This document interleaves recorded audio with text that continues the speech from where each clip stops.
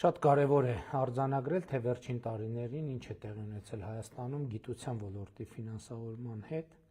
եւ պետք է արձանագրեմ, որ 2025 թվականին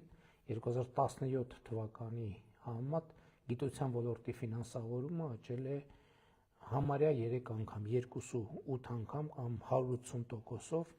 2017 թվականի 14.3 միլիարդի դիմաց դառնալով 2025 թվականին արդեն փաստացի 42 միլիարդ դրամ։ Ինչի վրա է ծախսվել այս գումարները։ Երկու բանի՝ աշխատավարձերի բարձրացման, ատեստավորման միջոցով եւ սարքերի, սարքավորումների ձեռքբերման։ Մի երկու ցուցանիշ եմ ուզում նախ աշխատավարձերի բարձրացման մասին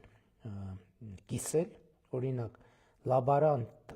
կամ ճարտարագետի աշխատավարձը 67000 նախկինի փոխարեն դարձել է 138000 դրամ, այսինքն կրկնակի աճել է։ Ավագ լաբորանտի աշխատավարձը 76000-ից դարձել է 179000 դրամ, կրկնակիից ավել աճել է։ Կրտսեր գիտաշխատողի աշխատավարձը 85000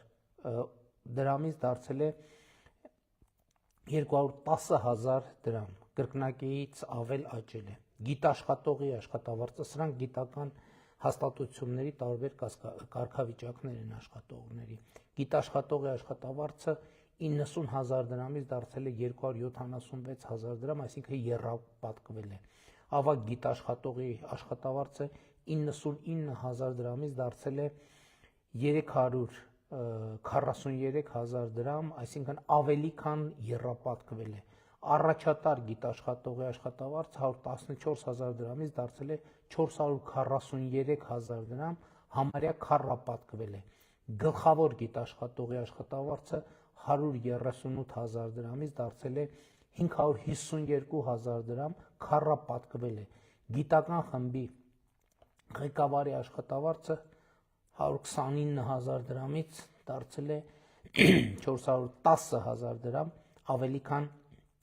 եռապատկվել է։ Գիտական ստորաբաժանման ղեկավարի աշխատավարձը 141000 դրամից ներողություն դարձել է 477000 դրամ, ավելի քան եռապատկվել է։ Շատ կարևոր է նաև արձանագրել, որ 2021-ից 25 թվականներին գրեթե 20 միլիարդ դրամ է տրամադրվել գիտական ոլորտի սարքեր, սարքավորումներ ձեռք բերելու համար, որոնք տրամադրվել են տարբեր գիտահետազոտական ինստիտուտների, բուհերի եւ այս ձեռքբերումների թագնոպսակը իհարկե Երևանի պետական համալսարանի համար պետական բյուջեի միջոցներով ձեռք բերված արհեստական բանականության կենտրոնն է, սուպեր համակարգիչը, որի համար պետական բյուջեից ծախսվել է շուրջ 3.7 միլիարդ դրամ։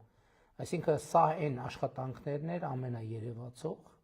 որոնք տեղի են ունեցել գիտության ոլորտում եւ հարկ եմ համարում կիսել ձեզ հետ, որովհետեւ համոզված եմ, որ շատերդ պարզապես չգիտեք դրա մասին, որովհետեւ շատերը չէ որ խոսում են սրա մասին։ Իհարկե լավ կլիներ որ խոսեին, բայց եթե նույնիսկ ուրիշները չխոսեն, մենք անպայման այս տեղեկատվությունը կկիսենք ձեզ հետ, լավ եղեք։